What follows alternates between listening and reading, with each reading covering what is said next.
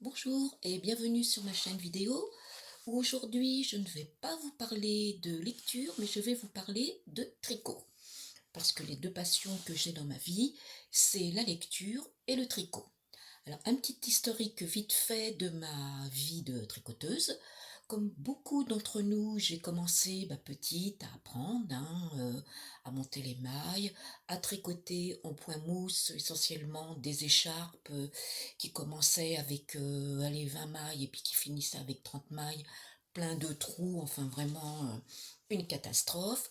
Donc je n'ai pas persévéré très très longtemps, j'ai arrêté. J'ai repris adolescente où je me faisais des gros pulls avec le bonnet assorti, des grosses vestes, un petit peu de crochet.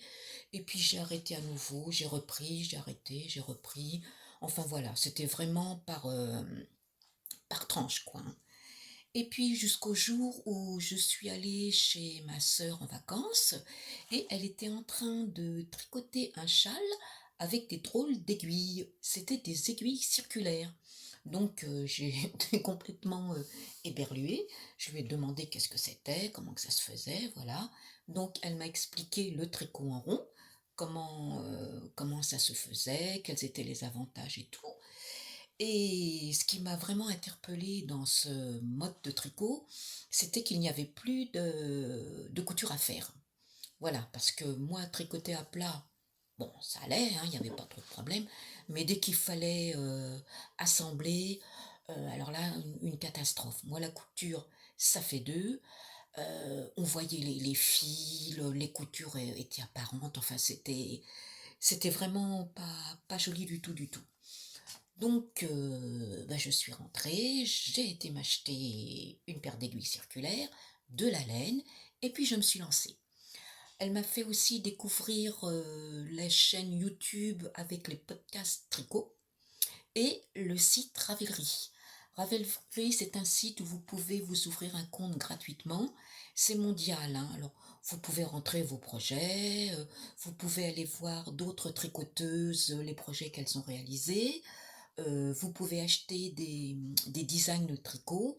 Enfin, j'ai d'ailleurs un compte moi-même sur Ravelry sous le nom de Marty Poppy.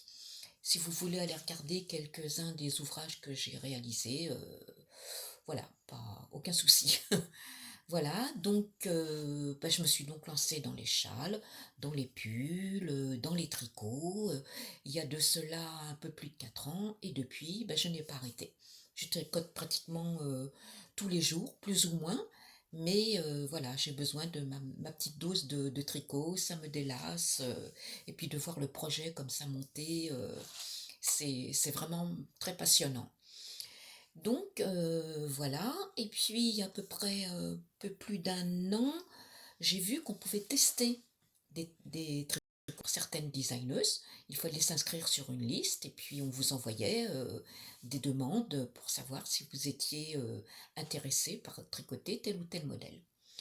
Donc je m'étais inscrite sur la liste de Marie-Amélie Design qui malheureusement a cessé son activité pour des raisons qui lui sont propres, hein, des raisons personnelles, qui faisait vraiment des modèles magnifiques, magnifiques. J'ai testé quelques pulls et châles pour elle, et je me suis inscrite aussi sur les listes de testeuses de Nadia de NCL Knip et de Magdalena du compte Triple L de Mag. Donc voilà, donc je vais vous montrer les deux derniers modèles que j'ai réalisés pour ces deux designeuses qui sont sortis il n'y a pas très longtemps. Alors, tout d'abord le pull Ellie. Voilà. Alors celui-là, c'est pour Nadia, de Nadia Crétin-les-Chênes. C'est un pull tout en rond, bien sûr, avec un très très joli, voilà, motif de jacquard. Il est vraiment magnifique. Alors le jacquard, il n'y a rien de compliqué, hein. Vous avez un diagramme avec les couleurs appropriées, et puis vous suivez telle, telle couleur avec tel modèle, enfin tel diagramme. Il n'y a rien, il n'y a rien de compliqué dans le jacquard, hein. Si vraiment vous hésitez, lancez-vous parce que c'est très très simple, hein. Ça a l'air des fois un petit peu compliqué, mais il n'y a rien de... il faut suivre, se concentrer et suivre le modèle. Donc là, on commence avec des côtes 1-1. Voilà.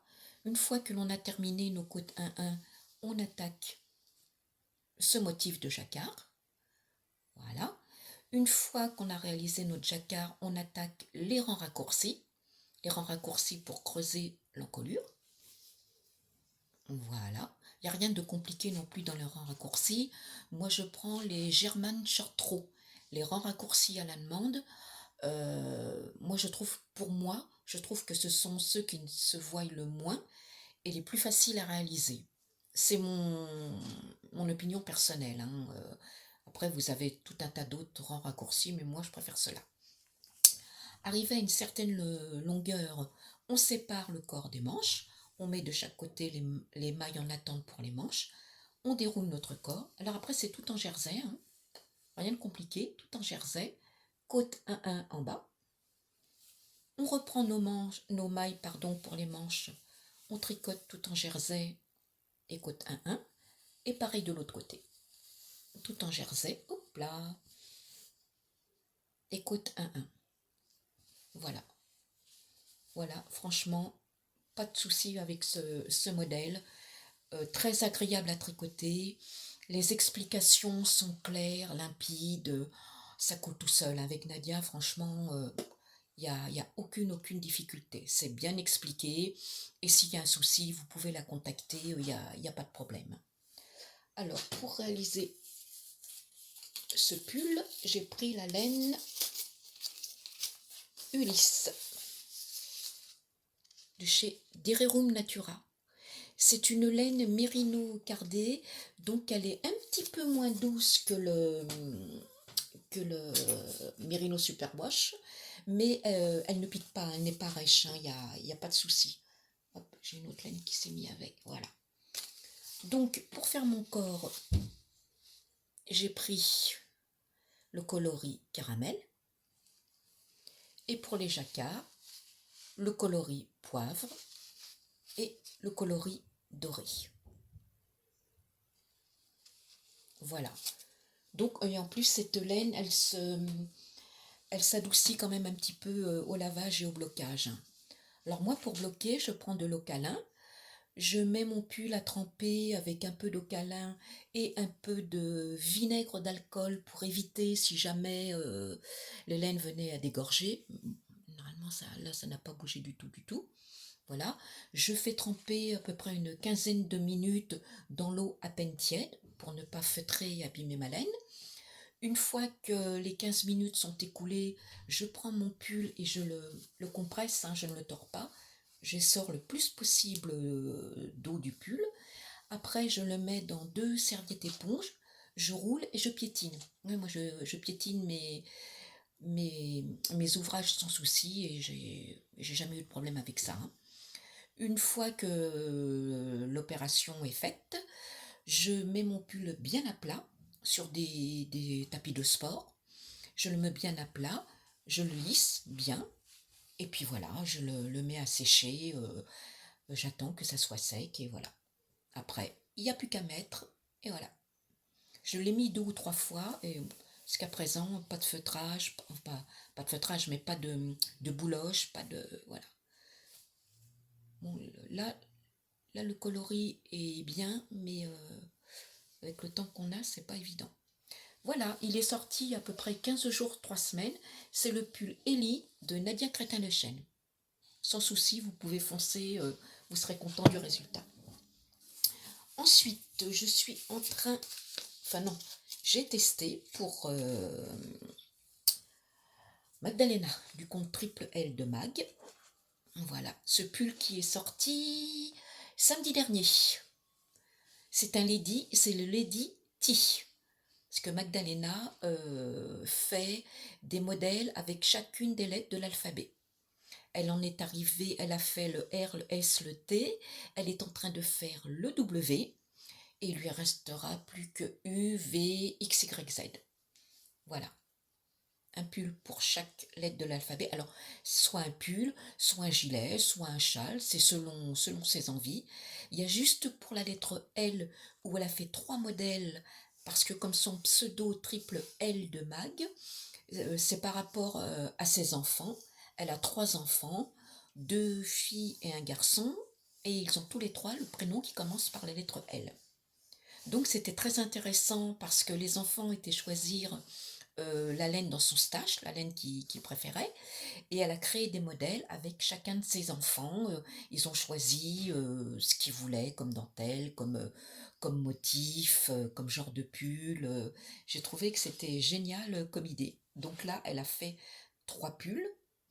Et pour la lettre P, le Lady Pénélope, elle a fait un gilet et elle a fait un châle avec le même motif et les chaussettes assorties. Voilà. Donc là, c'est donc le Lady T. Alors, le coloris ne rend pas justice à... Il est bleu-vert et là, il sort soit dans les verdates tout moches ou bleu. C'est une laine de la pelote vagabonde. Sa base abri, Merino Superwash, j'ai pas l'étiquette là. Et elle est vraiment... moi j'ai beaucoup de laine de la pelote vagabonde. Elle est douce, elle est agréable à tricoter. Ça file tout seul sur les aiguilles. Enfin, c'est vraiment une laine que j'aime beaucoup. Je vous invite d'ailleurs à aller voir sur son site, son nuancier, où vous verrez un petit peu mieux le coloris, parce que là, ça ne rend pas justice voilà, à la couleur d'origine. C'est le motif, le couleur, pardon, derrière la porte. C'est un coloris qu'elle faisait, elle avait à peu près il y a 2 ans décidé de faire un coloris tous les mois, qu'on pouvait acheter tout au long du mois, et après elle le remettait en vente l'année d'après. Et celui-là, c'était derrière la porte. Donc voilà, un pull tout en rond, tout en jersey, avec ce magnifique, alors magnifique panneau de dentelle sur le devant. Je vous l'approche pour vous faire voir, mais ça dénature vraiment la couleur. Voilà. Et sur les raglans, voilà, magnifique petite torsade que l'on retrouve de chaque côté du panneau de dentelle. La dentelle se fait sous forme de diagramme, elle n'est pas du tout compliquée. Bon bah, pareil, hein, il faut se concentrer, il faut bien suivre les explications et tout roule. Alors des côtes 1 torse, c'est-à-dire que la maille en droit, au lieu de la prendre par le brin avant, vous la prenez par le brin arrière. Et puis bah, la maille en vert, hein, normale, hein. Donc on fait nos côtes, après on commence nos raglans, des rangs raccourcis et le panneau de dentelle. Voilà. Arrivé, pareil, certaines longueurs, on sépare le corps et les manches. On continue notre corps, ou alors on fait d'abord nos manches. C'est selon. Hein, moi, des fois, je déroule mon corps, je fais mes manches après, ou l'inverse. Au bout des manches, pareil, côte 1-1, torse. Pareil de l'autre côté. Hein, on fait la manche tout en jersey, 1-1, torse. Et pareil en bas, côte 1-1, torse. Voilà. Et le dos est tout en jersey. On voit un petit peu de marque de pliure parce qu'il était plié dans mon placard. Donc voilà, et vous voyez la laine, comment elle se place, la métaux blocage, ça se place, c'est magnifique. Voilà, le Lady T de Magdalena, triple L de Mag. Un super joli modèle avec un magnifique. Je vous l'approche pour vous faire voir, même si la couleur devient toute moche, mais vraiment pour vous faire voir la beauté de cette dentelle. Voilà, le Lady T de Magdalena qui est sorti samedi dernier. Voilà. Ensuite, je suis en train de faire 2 tests. Alors, ce pull, alors pareil, la couleur, c'est pas ça du tout. C'est le Lady Rosa. Alors, Lady R, c'est encore bien sûr un test pour Magdalena. Voilà, un magnifique pull avec un magnifique panneau de torsade. Alors, je vais vous l'approcher, pareil pour vous faire voir. La couleur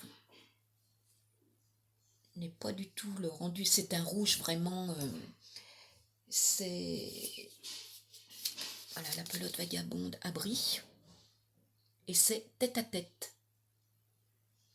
C'est un rouge vif, mais pas trop quand même, mais il est assez lumineux. Voilà. Donc on commence par des côtes de 2 torses, c'est-à-dire 2 mailles en droit torse, 2 mailles en vert. Voilà. Pareil, hein, une fois que vous avez fait vos côtes, on commence avec les raglans. Voilà. Les rangs raccourcis et le motif de torsade. Alors il est un peu riquiquignouche parce que mon petit, mais et voilà, c'est vraiment magnifique. Magdalena, ah là vous voyez beaucoup mieux la couleur. Ça se rapproche quand même un peu. Voilà, là ça se rapproche vraiment. Voilà, là les petits marqueurs c'est pour délimiter mes petits panneaux de torsade.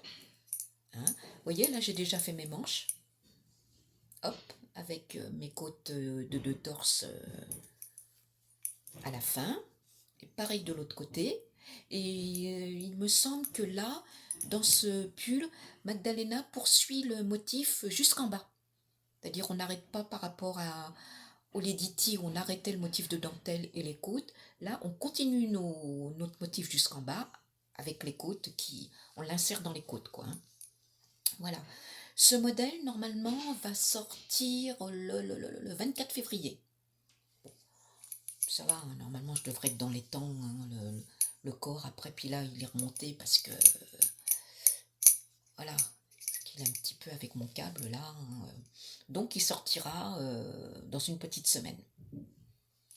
Voilà, encore une magnifique création, et je teste aussi, alors cette fois-ci c'est pour Nadia Crétin-les-Chênes, c'est un pull aussi, c'est le pull Odile. Alors voilà, c'est aussi, oh, elle est tombée, le laine de la pelote vagabonde, toujours la base abri Merino Superwash, et c'est le coloris le coin aux myrtilles. Alors il est beaucoup plus violet que ce que vous voyez là. Là on voit un bleu, très joli d'ailleurs, mais il est plus dans les tons violets. Alors, ce pull, on commence les côtes 1-1 torse. Voilà. Une fois qu'on a fini nos côtes 1-1 torse, on attaque cette magnifique dentelle. Regardez comme c'est beau. Moi, je suis toujours ébahie de toutes ces créations. Vous voyez comment c'est joli. Voilà. Alors, tous ces petits machins qui pendouillent là, ce sont des marqueurs. C'est pour délimiter mes répétitions de dentelle. Comme ça, si jamais je faisais une erreur, je vois tout de suite où elle se situe et je peux tout de suite rectifier le tir. Vous voyez comment ça va être joli. Il doit me rester une dizaine de rangs. Je crois qu'elle se fait, ouais, elle se fait sur 37 rangs. Il doit me rester une dizaine de rangs de dentelle à faire. Une fois que j'aurai fini ma dentelle, on va attaquer les rangs raccourcis pour creuser l'encolure, hein, comme je vous ai expliqué. Et puis après, voilà, toujours la même chose. On sépare le corps, les manches, on fait nos manches ou on finit notre corps comme on veut. Et puis voilà, on bloque, on rentre les fils, et puis après, il n'y a plus qu'à. Voilà. C'est vraiment, vraiment très, très joli. Et Nadia a vraiment des très belles créations. D'ailleurs, le pull que je porte là, c'est un pull de chez Nadia Crétin-les-Chênes aussi, que j'avais testé. C'est le Vivona. C'est un pull tout en jersey, avec sur les manches, regardez, ce point magnifique. Voilà. Voilà. Je l'avais tricoté avec les laines, j'avais doublé un fingering et une mohair, et j'avais pris l'Arvetta chez Triscott, coloris caramel. Alors il est beaucoup plus foncé que ça. Là, le coloris, ça fait un marron très très clair, alors que c'est pas du tout. C'est beaucoup plus vif que ça et plus foncé. Donc j'avais pris l'Arvetta et la Tila. La Tia, pardon, c'est sa gamme de mohair. Voilà, chez Triscott. Voilà. Eh bien écoutez, c'est tout pour le moment, c'est tout ce que j'ai à vous montrer pour aujourd'hui. Je vais finir mes petits tests dans les temps. Ah, ce pull-là sort pour l'AEF. Donc, le 10 mars, normalement, Nadia pourra montrer son pull, son modèle fini. Voilà, c'est pour l'AEF qui se tiendra du 10 au 15, je crois, à Paris. 10 au 15 ou 10 au 13. À Paris, à la porte de Versailles. Et, euh, et voilà, donc je reviendrai vers vous quand j'aurai fini mes deux tests, et puis vous montrer peut-être éventuellement ce que j'aurai remonté sur mes aiguilles. Voilà, bien écoutez, je vous remercie beaucoup si vous avez suivi ma petite vidéo jusqu'ici. Si vous avez des commentaires, si vous voulez vous abonner, au contraire, il n'y a pas de problème. Si vous voulez me poser des questions, j'y répondrai avec plaisir. Et puis je vous dis à très bientôt. Au revoir.